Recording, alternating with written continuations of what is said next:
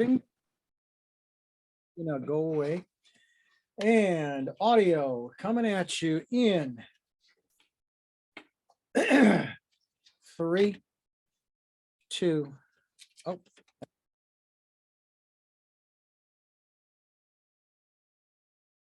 Ladies and gentlemen, as part of the Jeremiah Show, it's radio with TV's Tim Stack. Now here's the host, a man who Jay Leno literally got through college. It's TV's Tim Stack. Yay! Yay! Me again! Me again! We've done so many of these, hundreds, well, maybe 5. Anyway, this is our 5th podcast. It's Radio with TV's Tim Stack. Thank you for joining us again. I'll quickly tell the Jay Leno story because it's kind of funny and kind of weird how it all worked out, because later on in life, I got to do 50 episodes of Pumpcast on The Tonight Show with Jay Leno, which was this funny gas station bit that this guy, Dave Rogalski, came up with. And it was really fun. The easiest job I ever had. I would just show up, wait for people to pull up in the gas pump. Then I would talk to them, play games, and it became kind of a hit on the Jay Leno Show. But this is the story that I got to tell Jay the last time on, which is absolutely true. So I went to Boston College in the mid-70s. And I lived on this street called Colborne Road, which was right near Commonwealth Avenue. At the end of the block, there was a Mercedes-Benz dealer. And in the morning, the mechanics who worked at the Mercedes-Benz dealership would drive these old diesel Mercedes engines, and they would park in front of my apartment at 7:30 every morning, like clockwork. Every morning, a diesel Mercedes with a horrible engine that was broken somehow would pull up in front of my bedroom.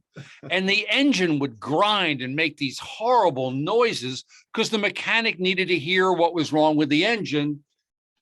And that's how I would get up and literally get to 9 o'clock class, were these diesel engines from the Mercedes-Benz dealership. Well, guess who was one of those mechanics who would literally wake me up in the morning and get me through college? Was Jay Leno. That's where he worked, down the street. And then he would tell jokes at strip clubs at night in the combat zone. Anyway, it's just so funny that he literally got me, like, I would not have made class. I would have slept right through it if it wasn't for Jay Leno. So there's that story. Anyway, let's introduce our guest for this week. We're going to have a little drum roll. There's some drum roll that's going to keep going because he's got a lot coming up.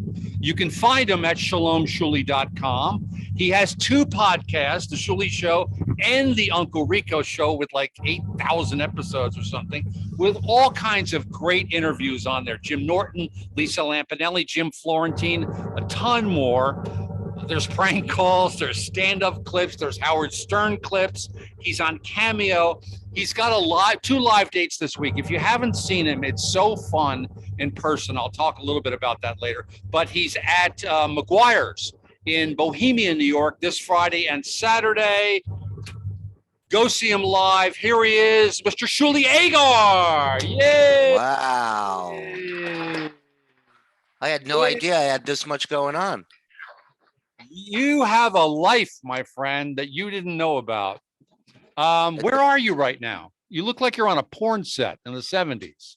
Yeah, I'm at a Airbnb, which is known as a comics place. This is a comedian that opens for me, Anthony Zenhauser, very funny comic. I'm crashing with him. I'm crashing with another comic in the city, James Mattern. I'm outside of the city right now. I have been going nonstop since I got to the East Coast. We've done, we did the city, we did Atlantic City, we did Connecticut, and next weekend we have Long Island, and this week I'm just running around. I've been to wrestling matches. It's crazy. It's like New York, you just drop into this insanity, and you just got to go with it's like a really fast, lazy river where you're in it, and you got no choice. So anyway, Shuli and I have gotten to know each other over the years now, right? Which I want to talk about. I want to get to, obviously there's the Howard Stern connection, me doing Son of the Beach and Shuli being on the Stern show for 16 years or something. But I want to start, I always like to start in the beginning of somebody's life. I like to start there and warm up. So you have such an interesting family. Just explain a little bit about you. You were born in Israel, correct? Yeah, I was born in Israel. I have two older brothers, the youngest of three boys. My uncle, who I'm named after, was killed in the 6 Day War. And so when I was born, which was an accident, my mom kept it from my dad. She'd had a pregnancy before me and lost it. And the doctors told her she couldn't get pregnant again. And she flipped him off while chain smoking throughout my entire pregnancy, and basically told him at like 7 or 8 months that she was pregnant and rolled the dice. I was out, and once I was there, my mom was like, "Listen, I don't want our kids going into the military."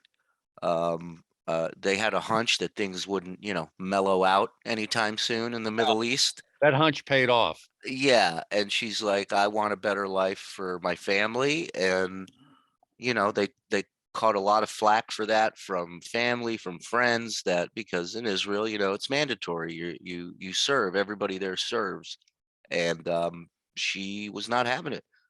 And But so yeah, sorry, I interrupted. Go. no. So just her, my dad packed us up. I think they had like 20 grand to their name. They flew to the United States, to Los Angeles. They didn't know the language. Their resources were limited, but they did what they had to do for their kids. That was what they always told us over and over again. What we do is for our children, and then they'd make you feel like crap for it the rest of your life. So we came to the States. I watched my dad hustle and grind and open up a deli in an office building, and then he ended up buying a car wash, and then he ended up buying another one, and he ended up having three total. The guy, we lived in the San Fernando Valley in LA. It's where I grew up and went to school. And his car washes were by Disneyland in Anaheim. We And drove all so the way down there every day. 7 days a week, man, 7 days a week. I mean, you weren't married to my mom, so you'd have been sitting shotgun with him too. But yeah, so I just watched these guys break their backs and just go nonstop for us. And it was very inspiring.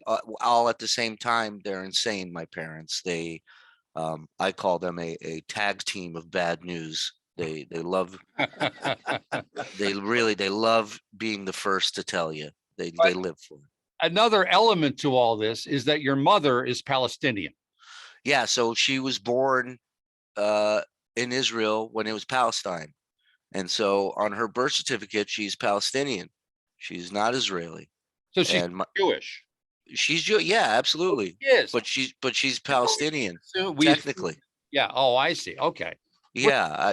Here we don't really understand that. We just hear Palestinian. We assume Muslim, and no, that's not the case. No, I researched it for the jokes. You know what I mean? I want to make sure I'm covered. So yeah, so they met in the army. My favorite joke about your dad and your mom. Oh, I tell people, I said, I believe peace can't exist out there because my mom is Palestinian and my dad's Israeli, and he's occupied her vagina for 60 years now, and she's fine with it.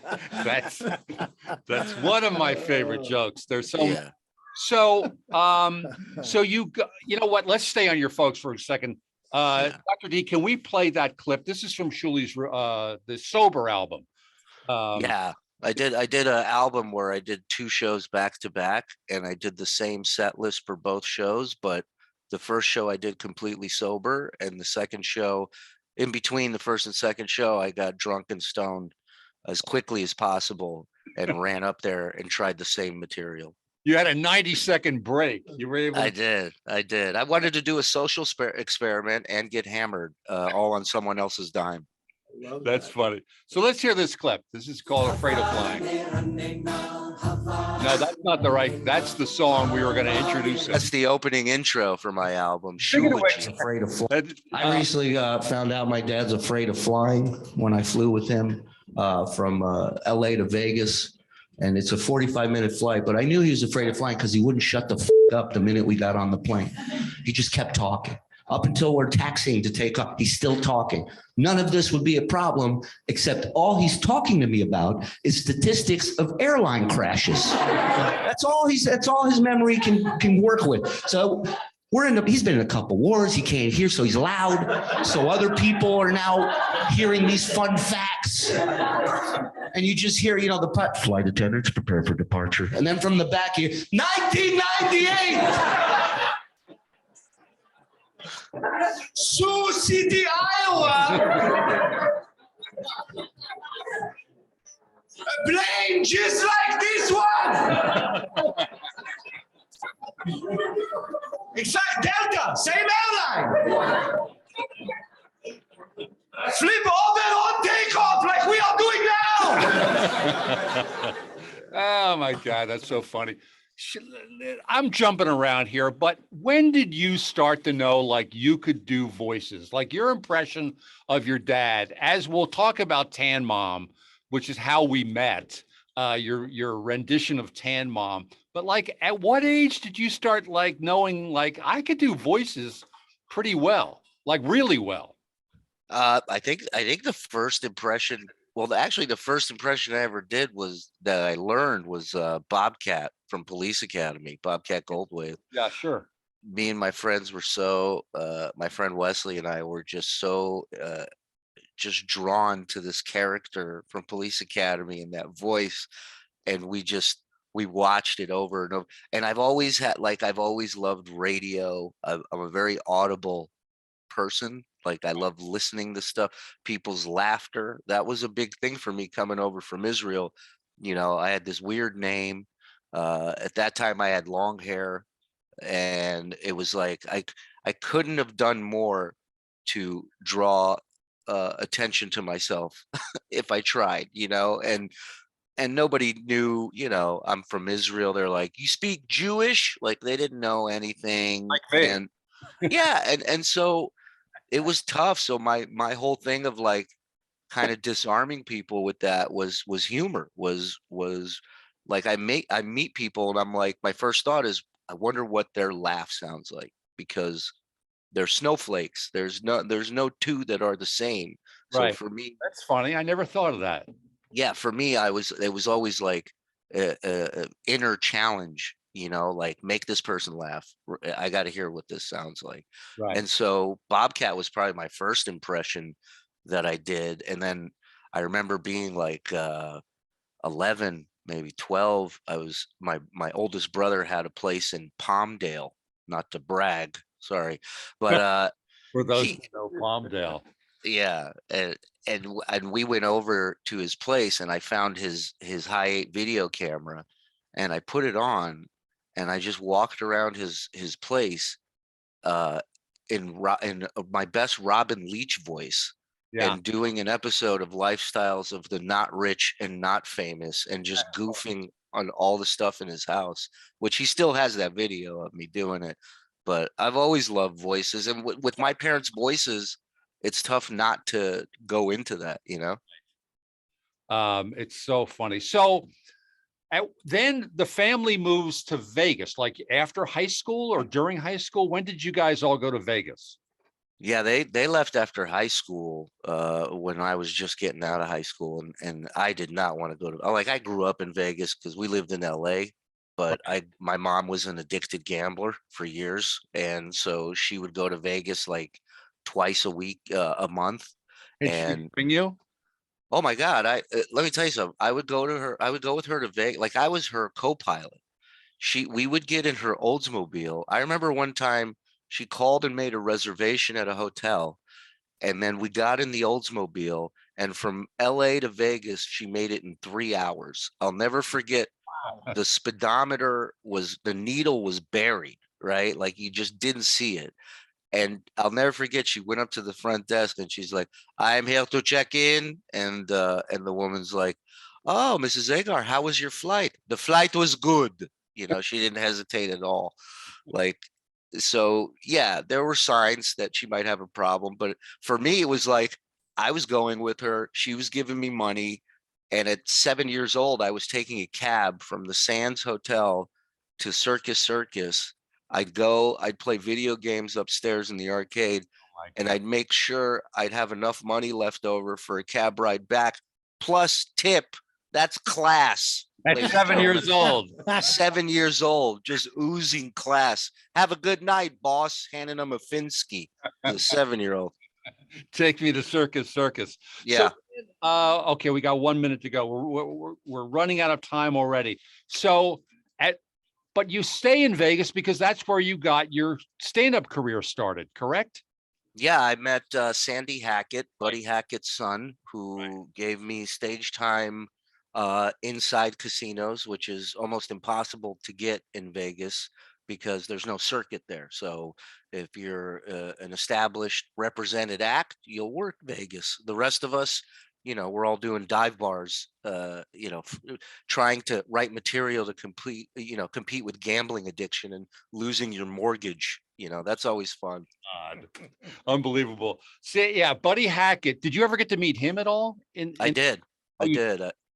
I got to meet him once, and I asked him. It was a time at that time in comedy, there was a big debate about working clean and working dirty, because Vegas is not pro artist. Vegas is pro audience. It's whoever's spending the money, right? So some gigs were like, you got to be clean, and we were young, and we're like, what is this crap? We gotta work clean. And I asked him, I said, what's the difference between, what do you think, working clean or working dirty? And he goes, if you can work clean, you can work anywhere. He says, you build your audience, and then when they come see you, that's when you tell them the dirty shit. That's funny. I do know one story about him through Freddie Roman, the great cat. Sure. Whose son, Alan Kirschenbaum, was a friend of mine. He passed away. But he told me a story that one time Buddy Hackett, they were in an elevator in Las Vegas, and Buddy Hackett steps into the elevator and pulls out a gun on Freddie Roman and says, I hear you've been stealing my jokes, and puts the gun up to his neck. Yeah. And Freddie Roman goes, what joke? What joke? And Buddy Hackett tells the joke. He goes, it wasn't me, it was Jackie Leonard.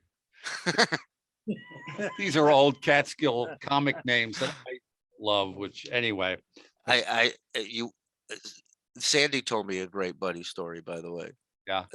That Buddy was the entertainment director at the Sahara in the 70s at one point, and they had Sonny and Cher performing one weekend, and Buddy's away shooting something, and Sandy's 19. He's running the entertainment director spot for his dad, and he gets a call from security, and they go, listen, Cher is swimming in the swimming pool without a bathing cap.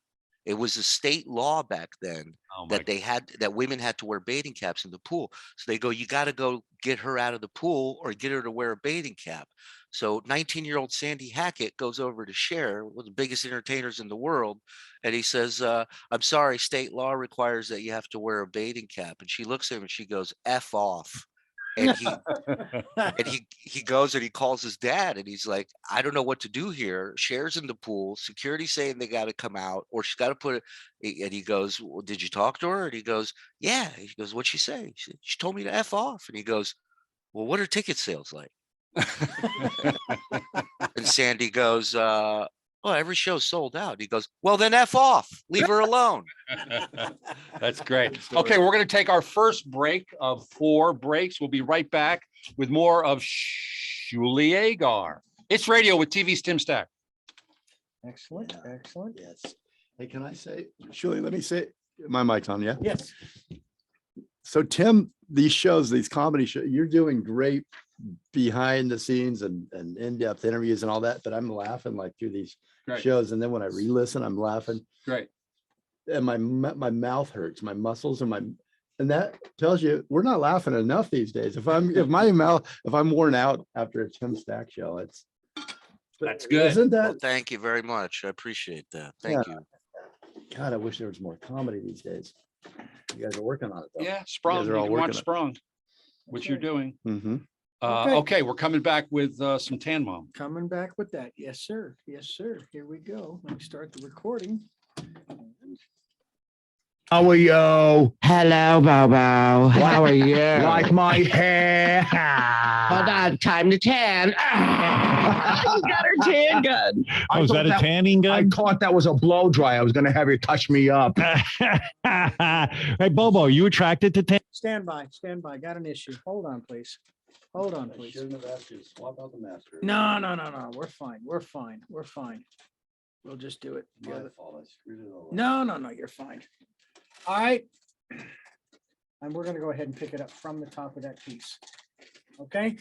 Because that's the way to do it. Here we go. And How are you? Hello, Bobo. How are you? Like my hair? Hold on, time to tan. She's got her tan gun. Oh, is that a tanning gun? I thought that was a blow dry. I was going to have you touch me up. Hey, Bobo, you attracted to Tan Mom? I find her very sexy. You couldn't last 2 seconds on this ride. So that was Shuli doing Tan Mom, which is how Shuli and I got together, because I having come from the Groundlings and seen people develop characters that eventually ended up on Saturday Night Live and places like that, that I just always loved to see the growth of Tan Mom over the years. What started out as just an impression of Tan Mom, which will explain who she is. I'll let Shuli explain who she is. But it just became this full bloom character with a whole life and a husband and kids. And I just loved it so much that I got in touch with Shuli and I thought this would make a great animated show. And I still believe that. And we're trying to sell it. We actually got a very great rejection just this morning. Yeah. Guy could I framed it. There you go. Yeah. So tell everybody, in case they don't know, who Tan Mom is. Tan Mom is a lovely woman, originally from Nutley, New Jersey, who that is true, and she was in the news back in the day for things happen. Maybe her kid went into a tanning booth at 6 years old. Maybe she didn't. I'm not here to tell you what's right and wrong, ladies and gentlemen. I'm just here to tell you that's where the nickname Tan Mom came from. And she You are was the kid who went to circus on his mother's time. at Yeah, 7. yeah. So it's like Yeah, listen, some kids want to look good for elementary school, Tim, is that a crime?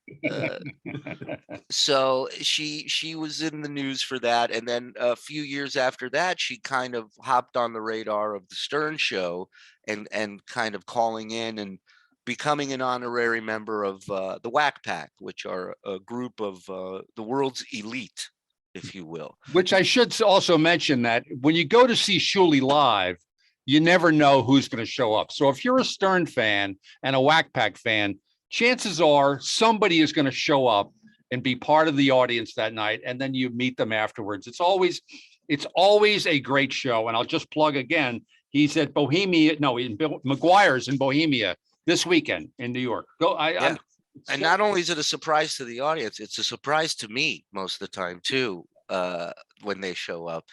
So my job there for a while was to kind of be the conduit between the Whack Pack and the show and keep tabs on everybody.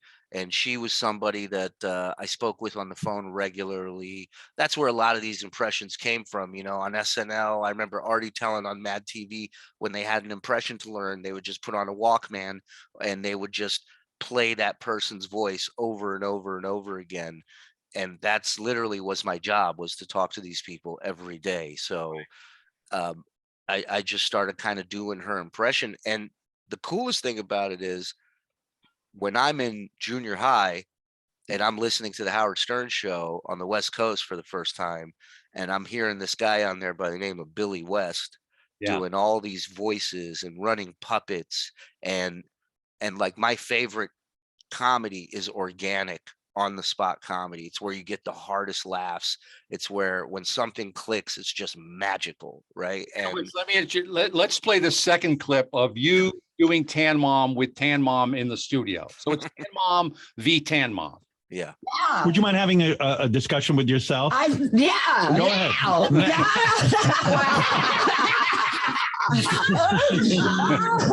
Shuli mom, ask Tan mom a question. Big Shuli. How are you? I'm doing really good. Big So Shuli. am I. When are you going to Florida? Wait I'm a minute, going Shuli to- mom. What? Are you moving to Florida? I am moving to Florida as well. He's coming out, I think. Again, it's like my whole heritage is with the groundlings. And when I hear words like Flora, like mispronounced like that, that's just, it's the kind of stuff that I heard and got in touch with you to develop that show. So you mentioned Howard Stern, which is how we met, up to him. And I know you and I have talked a lot about it. I'm just going to say that and I'm not saying this for any reason because Howard couldn't care less, but I really think that if you look at the history of entertainment, I think he may go down as the greatest producer of entertainment of all time. Would you disagree or agree with that? Not at all. I wouldn't disagree with that at all because, it was, I mean, there's stuff like the Carson show and stuff like there were heavyweights in my life that helped kind of steer my humor.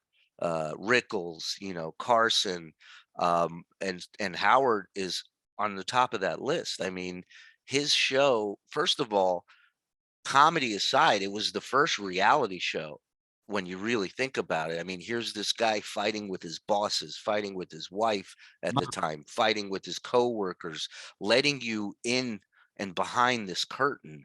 It was so crazy. And then you have like them just doing the news every day, and then something happens and it leads to 45 minutes of a whole nother segment and they haven't even finished the news. And that's the thing. I think people really still think like, oh, Howard just sort of puts that together.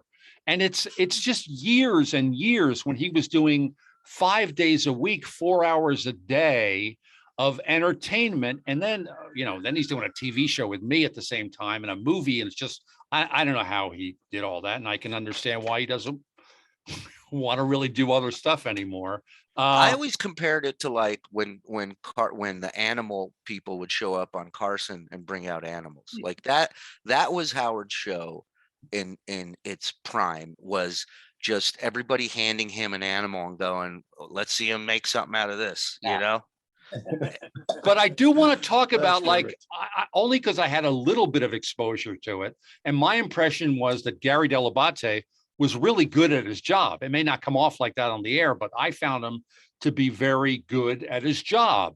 But the question is like, in terms of producing material on that show, can you just talk about the process of like where you get an idea and then how it would eventually get to Howard? And I'm not mentioning names, you don't have to mention names, but just in terms of production, because I'm fascinated by that.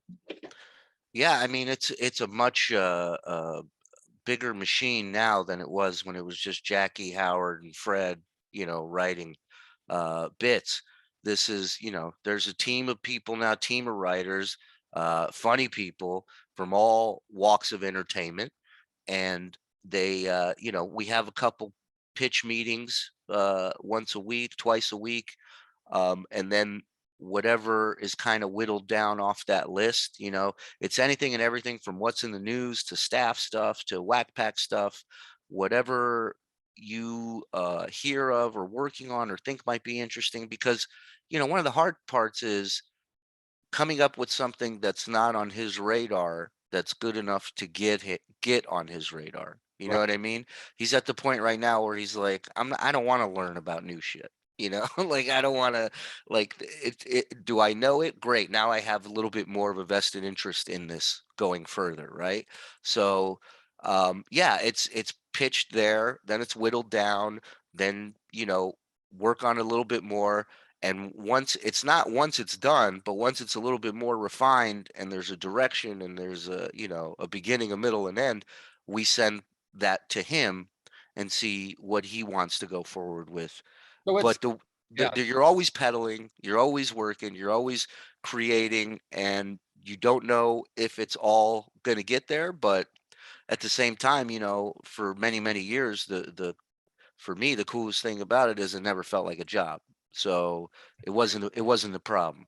And then I just want to promote some stuff. Again, Shuli's got these dates coming up. He's got 2 podcasts.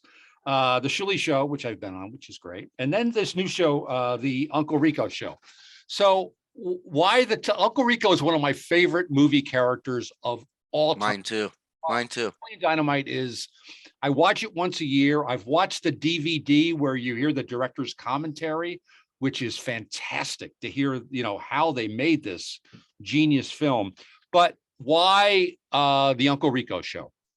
Well, to make a long story short, a former employee of the Stern Show in its heyday, by the name of Stuttering John. John Melendez, who then Yes. was on the Tonight Show when I was there working for Jay. Correct. And so John had a history with the show, and he also has a history of not being the nicest guy. And for years, I can only tell you this. Let me interrupt for 1 second. Yeah.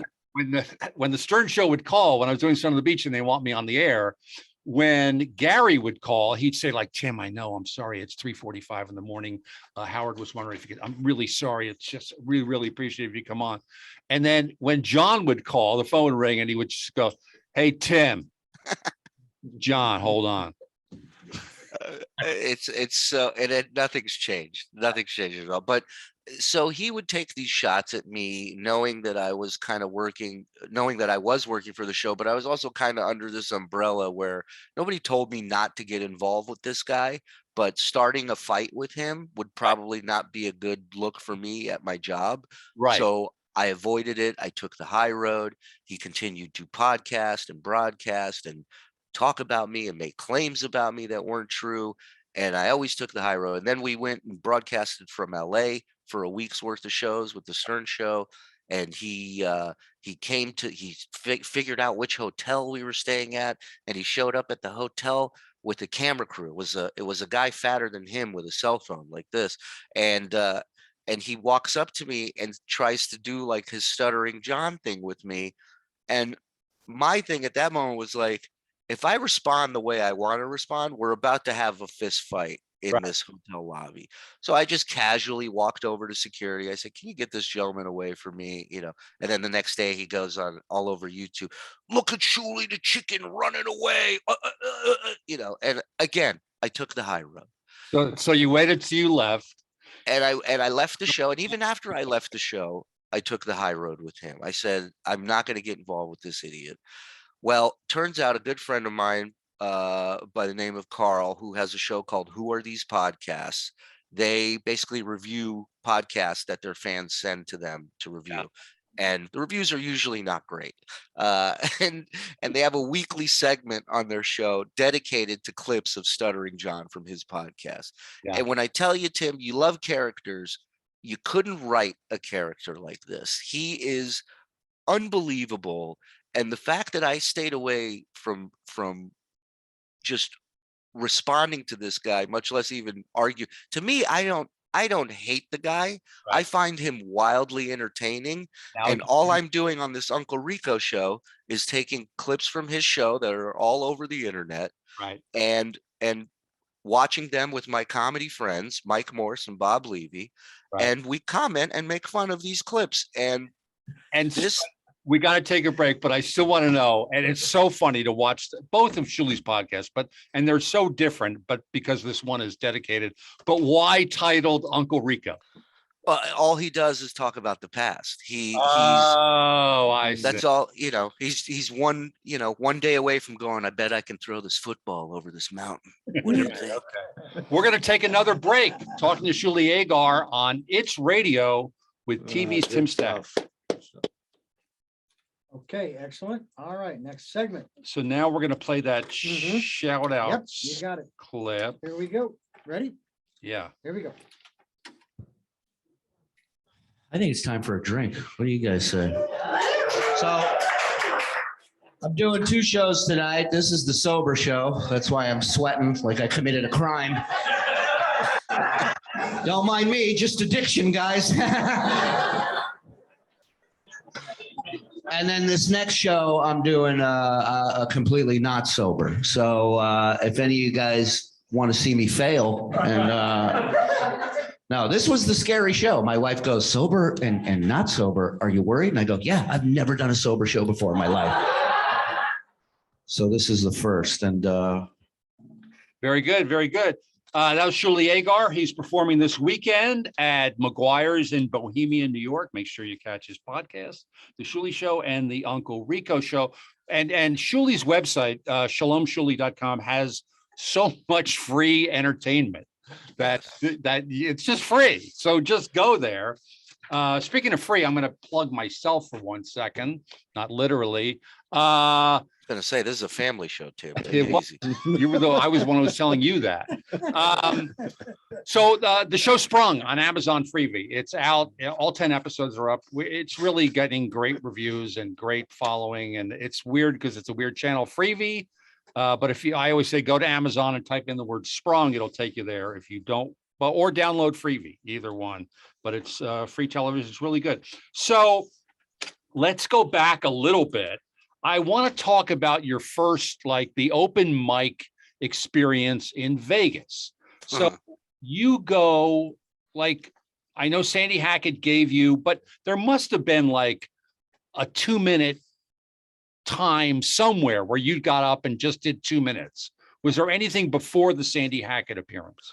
Well, Sandy ended up setting me up with a bar right on Sahara and Las Vegas Boulevard called, it's right next to the world's largest souvenir store. You know that thing? Yeah. Is that the one you worked at, or you worked at some liquor store? No, this was a different liquor store. This was a bar that I got to run an open mic. My first open mic that I was running was at a bar called Honest John's, which ironically, not one person in it or working for it was honest. And my open mic. So you're doing your own open mic. Yeah. And so I'm meeting all these comics, open micers in Vegas. Yeah. I'm giving people stage time. We're literally performing for the homeless people that were in the DVD set Bum Fights. Yeah. That's our audience. And then later I got a gig from that to be the warm-up, the opening act for an all-black male strip team called the Black Stallions that also performed at Honest John's. So that was my road to showbiz right there. When you opened up for the Black Stallions, did people care? I mean, my brother was comedy partners with Nathan Lane, the comedy team of Stack and Lane, and they once opened for Eddie Rabbit. Remember Eddie Rabbit? The country? Sure. And they literally had to step behind one of those chicken coops because people were throwing beer bottles. They're doing like Broadway back and forth stand-up comedy, and people are throwing things at them. Was that what Black Stallions was like? No, because it was all women sitting there. So it was a lot of this noise, just a lot of that, and then you just hear a lot of a lot of that. I don't care about race, but were they predominantly white or black women? No, this was all black. This was a FUBU production. I mean, this was for them, by them. They were the strippers. They were the audience, and I was in the way. I literally was a roadblock to fun, and they couldn't wait for me to get done. And as my biggest bit, my best closer was, "You guys have been great. Enjoy the Black Stallions." That got a standing ovation every time. They could care less. I was just a dumb idiot, wasting their time before they wanted to throw money at these guys. That's so funny. So then I'm also fascinated by how you hooked up with the Stern Show, because that's quite a story of you getting up at what, 3 in the morning, 2 in the morning? Well, I was living in Vegas at the time, so I hadn't gone to bed. You were going to bed. Right. Like I was getting home from whatever, job. I had all kinds. I worked at a liquor souvenir store. I worked at the airport pushing people in wheelchairs. So, I was at Vegas at my age, people my age, they didn't go to bed till the sun came up. So I was up at 3 a.m. when the show was live on the West Coast. And for me, that was great. I got to listen to the show live with a lot less commercials. Right. And I was up. I was up playing video games, and so I just did it. But I was dating a girl at the time that hated that I didn't go to bed when I came home from work, that I stayed up. And we got in an argument one day and she's like, I don't get you. Like, you spend all this time listening to the show, you record episodes of the show, call in, do something. And I'm like, what do you know? You know, and then a month later, Howard announces we're coming to the Hard Rock Hotel in Vegas to do a series of shows from a blackjack table. So come check out the show. And I said, you know what? I'm going to call into his show. And it was like fate, man. Like, I dialed the number the first time. I remember Benji Bronk answered the phone in the back. I told him, I said, I want to tell him a joke, and I want to see if he laughs. Can I make a bet with them at the blackjack table? That was the bit that I came up with. And within 5 minutes, I was on the air. And God, you must have freaked. it was wild, because here's my moment. Like, this is a moment I've been dreaming of since junior high. And it happens, and everything falls into place. He laughs at the joke. I get booked to go on the blackjack table. I hang up the phone. It's 4:30 in the morning. The only person in this apartment is my girlfriend, who hates me and hates Howard. My parents wouldn't understand it. I call them, they're gonna have a heart attack that I'm calling at 4:30 in the morning. Right. Like, I had this amazing moment, and like most comics, I was just by myself. I Right. was alone, you know, Nobody to celebrate with. nobody. So then, did you show up at the Hard Rock? Yeah, I showed up. And at the time I was working at a souvenir liquor store, and I brought every penny that I had to my name for this bet at the blackjack table. The premise was they were broadcasting from a blackjack table, and every now and then they would make the bet, and the celebrity guests would bet with them. Yeah. And so here I come, $300 to my name. And the guest at the table at the time was Kevin Sorbo from TV's Hercules. Sure. And I remember I put down the $300, and Kevin Sorbo put down $100, and then they just started ripping on him about how you have the world record syndicated show and you're only betting $100. And they're like, this loser from the liquor store has got 200 more than you. We end up getting an 11. Everybody wants to double down. I have no money. Right. Howard stakes me. Dealer busts. We win. I get my money back. Howard gives me extra money, and that was it. From that moment on, this was my job. Every morning at 2:45, I was going to have my notepad out. I was going to have my bits or my questions, impressions, whatever, and I was going to call in, and I was going to get in on the air. And it wasn't to plug anything. Right. It was just to play ball.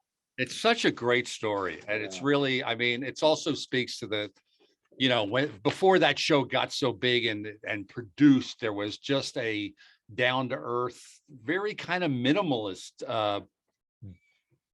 aspect to it all that was just so great. Yeah, I was there. I came over to the Hard Rock because I was pitching him. I got hired to write the movie Rock and Roll High School. I was one of, I think there've been about 70 writers on that now since me. But I was the first one in the door because it's coming off Son of the Beach, and Don Buchwald, his agent, got me in. So I had to drive over to Vegas to pitch that movie. Also, I will add, I had a colonoscopy in the morning, and I had to do it without anesthesia because I had to drive to Vegas. So while I'm driving to Vegas, I had to come up with a story for how to reinvent Rock and Roll High School. And somehow I did, I think, and pitched it to him. But that was a crazy time in the Howard Stern show, was the trip to Vegas. We got 2 more minutes till the next break. Okay, that's very good. So then you get to the Stern show and you're hired as a reporter. This is after. No, I was brought in as a consultant. I was flown into New York by Tim Sabian to be a consultant for this Howard 100 news team. It was about 18 people, all these reporters that are real legitimate reporters from the news world. But so they're not like you because you were Shuli from Vegas who called in. Well, they didn't know, the reporters didn't know anything about the show, really. Like, they didn't know the structure, the hierarchy. Like, I literally was like a a detective with a task board up there with like the head of the mafia, Robin, Gary. I'm like explaining everything to him, and I told him as much as I could on day one, and then like day two, I'm sitting here going, well, crap, I don't want to go home now. Like I told him everything, so I snuck a recorder out and I went out into Times Square, and I started asking people about Howard, but all I was really doing was crowd work. No Right. matter what their answer was, I was going to say something funny. Right. And I brought it back to the news director at the time, this woman, Liz Aiello, very big name in New York news, great woman. And she heard 20 seconds of it and she goes, this is great. We're putting this on the air. And that was another one of those moments where I was like, this is my job. I'm going to learn how to edit. I'm going to learn how to interview. I'm not going back to Vegas. That was it. Had you broken up with your girlfriend at this point? Yeah, a comic buddy of mine called me, said, I'm in the Vegas airport. Are you still with your chick? I go, yeah, why? Oh, no big deal. She's just making out with a pilot right now. So I just wanted to give you a heads up. No big deal. We're going to take our third break. Talking to Shuli Egar. You can catch him this weekend at McGuire's in Bohemia, New York. Is that, you said that's up by, no, that's in Long Island. Bohemia. That's in Long Island. That is combat comedy at its finest. So come on out. It'll be fun. Really, really a fun show. It's always fun. And I promise you, somebody always shows up from Stern World that makes it even more fun. So we're going to take a break. It's Radio with TV's Tim Stack. We'll be right back. Great stories. Great stories. I love, you got 8 minutes. You got your final break. Okay, good. All right, here we go. 3, 2. What do you think of Shuli moving to Alabama? I don't understand how it's going to work practically. I mean, doesn't he need to be at the show in the office, or are his duties mostly confined to chasing whackbaggers around? That was a clip. I want to talk to Shuli about moving to Alabama because I don't know if you remember this, Shuli. I feel partly responsible for it because prior to you doing this, you were the one who told me a bunch of Jews lived in Alabama. Too. Yeah, I was the one. You got to look for them. Still looking. No, because I did a similar thing when I moved my family from LA to Santa Barbara in 1991. So now Huntsville, Alabama was not, that's not on showbiz radio. I could drive to LA every day. Right. That's what I had to do on the 101. I hit the 101 every day. And so, like your parents, it was for the family. Right. So you moved to you moved the family during COVID. You didn't leave the Stern Show. You left New York. Just explain that because it's a really gutsy thing to do. And it sort of goes back to what your parents did with you guys moving from Israel to Los Angeles. It's almost as big a move if you think about it. Yeah, I didn't know the language of Huntsville, Alabama when I moved there, so it's identical. No, we were in New York. Like I was saying, New York is this lazy river moving at 100 miles an hour, and once you're in it, you're in it. And the pandemic, what it did was it stopped that flow, and so now here I am at home every day with these people that on my list of priorities were not at the top, and they are called my family. And on top of that, you're sitting in this apartment that you're paying an arm and a leg for, and you're watching everything outside of this place. For us anyways, we're watching everything outside the place just rot and crumble, and I'm like, I have 2 little girls here. I can't, I don't know what kind of normalcy they're going to have in their life being here and being a part of all this. And so we started looking at places to move. We started looking at places Huntsville wasn't the first choice, but once we saw what we could afford and what we can get for what we're paying in New York, plus I had some people out there, and my mentality was like, look, I came to New York for a 1-week consultant gig. Right. And 20 years? Yeah, I had 0 radio experience. I had 0 comedy writing experience other than for myself. Improv, 0, none of that stuff. But you know, if I can figure it out and make it work in New York City, wait, you think Huntsville, Alabama is going to stop me? Like, it doesn't have a shot. But also, you know, the thing that I keep hearing is like, you know, in Texas, there's Austin. No, there's Mhm. Austin and there's Texas. And I hear the same thing. There's Huntsville and there's Alabama. Like There it's is. down. Yeah, no, and Huntsville, first of all, you got to understand that the space industry's down there, Right. the military, FBI, Google, like I'm surrounded by people so much smarter and braver than me. And so, you know, we're in an area where my kids can go ride a bike to their friend's house and I don't have to worry about it. They can have a sleepover. Somebody can sleep over there. Like you know, the only thing I will say, the only thing that I found is different is just how quickly people open up in the South about Right. their lives. Like that is, they got to pump the brakes a little on that. That's much. That's a little too much. Yeah, I just, but when you were telling me this long before you moved, like I think you went down there for a weekend or something and checked it out.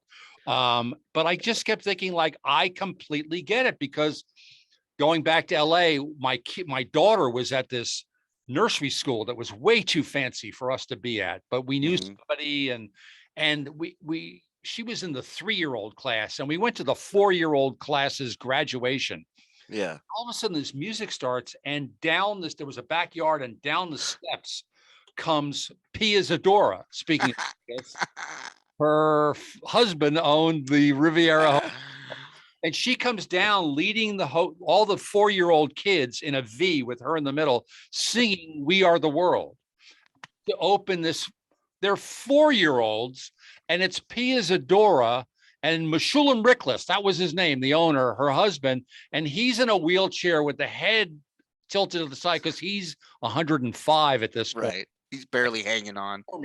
I guess he's barely hanging on. And I just said, no, I turned to my wife. I looked over and said, we have to get out of here.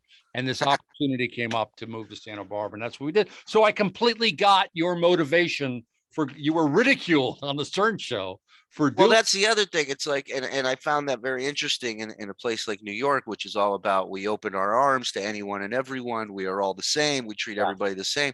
And then the minute, you know, you're going to and they're like, the South. And it's, listen, here's the deal. Here's why I snuck out there. Because I didn't know anything about the South. Before I'm going to move my family there, I should at least look into it. And I think before a lot of these people commented, you know, I know Jimmy Kimmel's a worldly traveler and he knows all about customs from all over the world. But, you know, before you open your mouth, maybe look into it a little bit and see what's going on over there before you know, they would get upset if people did the same thing to them in New York, you know? So for me, it was a no brainer. My family came first at this point. That's what the pandemic taught me. And at the end of the day, my job was not the same that it was. I knew he wasn't going back to the office, Howard, anytime soon. So what am I rushing for? Like why am I going in and you're not? If I'm going in, we're all going in. Let's go in or let's not. I mean, pick one. But for me, it wasn't as enjoyable as it always was. And it was just time not only for a change where we lived, but a change career-wise. I had to try it The other thing, on my own. yeah, and I again super courageous, but I find you to be like as gutsy a person as I've ever met, and I'm not just blowing. That's the Israeli in me. That's Israeli. We're dumb we're courageous to the point where we're dumb. You understand? Like I had my cousin visit me from Israel. He's about to go into the army. This is when I was living in Vegas, and he came to hang out in Vegas for a month before he went into the army. And we're out drinking, and we're going across the street. And I tell him, I see cars come. I go, Avi, watch out. And Avi goes, me watch out. They watch out. He says. Okay, we've as Howard says, we've covered it all. We've come to an end talking to Shuli Egar. You can catch him this weekend at McGuire's in Bohemia, but I promise you, go to ShalomShuli.com. The links to his podcast. How many podcasts you've done? Like how many now? Crazy. I do. Well, I do the Shuli show. We have over 100 episodes of that. We have the Uncle Rico show. We just recorded number 30. We have the Miserable Men show that I do with a bunch of comics. All of these are Patreons and available on iTunes, and except Miserable Men. That one we keep getting kicked off, but it's a fun show. Trust me, there's a reason for it.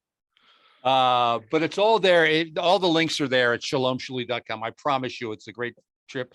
Shuli and I are trying to sell another show, a reality show. Don't tell them the idea. Don't give it away. We have 4 minutes left. Oh, great. No. Okay.